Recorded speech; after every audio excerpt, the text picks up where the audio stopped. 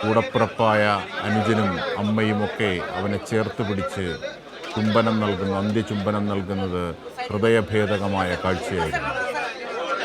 ഷീജ അവിടെ നിന്നും വിവരങ്ങളുമായി ചേരുകയാണ്. ഷീജ, അതാ വീടിൻ്റെ മാത്രം ദുഃഖമല്ല, അതാ നാടിൻ്റേതാണ്, കേരളത്തിൻ്റേതാണ്. അതിൻ്റെ പരിച്ഛേദമാണ് അവിടെ കാണുന്ന ജനങ്ങളും പൊതുപ്രവർത്തകരുമൊക്കെ അല്ലേ? അവരുടെ കണ്ണീരുകൾ അതല്ലേ?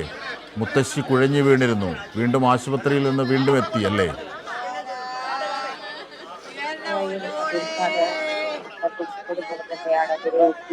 ഒരു വ്യക്തിയുടെയോ മാത്രം ദുഃഖമല്ല, നഷ്ടമല്ല, ഒരു നാടിന്റെ ആഘോഷ നഷ്ടം തന്നെയാണ് ഇതിന്റെ നഷ്ടം എന്ന് പറയുന്നത്.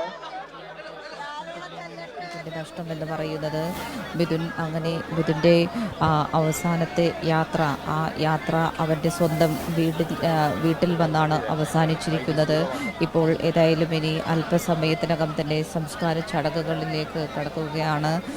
പൊതുദർശനം ഇപ്പോൾ പൂർത്തിയായി കഴിഞ്ഞിട്ടുണ്ട്. പൊതുദർശനം ഇപ്പോഴും പലരും എത്തിച്ചേരുന്നുണ്ടെങ്കിൽ പോലും പൊതുദർശനം എന്ന നിലയിലേക്ക് അത് അവസാനിപ്പിച്ചിട്ടുണ്ട്. അതിൻ്റെ ഇനിയിപ്പോൾ സംസ്കാര ചടങ്ങുകളിലേക്ക് കടക്കേണ്ടതുണ്ട്. 4 മണിക്കാണ് സംസ്കാരം പറഞ്ഞിരുന്നത്. അതിന് മുന്നോടിയായി ചെയ്യേണ്ട ചില കാര്യങ്ങൾ കൂടിയുണ്ട്, കർമ്മങ്ങളൊക്കെയുണ്ട്.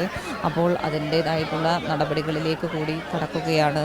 ഏതായാലും പൂർണ്ണമായും ദുഃഖം തളം കെട്ടി നിൽക്കുന്ന ഒരു അന്തരീക്ഷം അത് തന്നെയാണ് നമുക്ക് ഇവിടെ ഈ മനോഭവനത്തിനും ഈ പരിസര പ്രദേശത്തും ഒക്കെ കാണുവാൻ വേണ്ടി സാധിക്കുന്നത്. ഈ വീടും പരിസരവും ആകെ ദുഃഖം തളം കെട്ടി നിൽക്കുന്ന ഒരു സാഹചര്യമാണ് നമുക്ക് ഇവിടെ നിന്നും കാണുവാൻ വേണ്ടി സാധിക്കുന്നത്. നമ്മൾ രാവിലെ അതായത് താലൂക്ക് ആശുപത്രിയിൽ നിന്നും, ശാസ്താംകോട്ട താലൂക്ക് ആശുപത്രിയിൽ നിന്നും മൃതദേഹം പുറത്തേക്ക് എടുത്തപ്പോൾ, മോർച്ചറിയിൽ നിന്ന് മൃതദേഹം പുറത്തേക്ക് എടുത്തപ്പോൾ ഉണ്ടായിരുന്ന സാഹചര്യം എന്താണോ ആ സാഹചര്യം അതുപോലെ ഇപ്പോഴും തുടരുന്നു എന്നുള്ളതാണ്. കാരണം ിലേക്ക് ചികിത്സയ്ക്കായി എത്തിയവർ പോലും ഓടിയെത്തി എൻ്റെ മോനെ എന്ന് പറഞ്ഞ് കരയുന്ന ആ കാഴ്ച അത് ഹൃദയഭേദകമായിരുന്നു.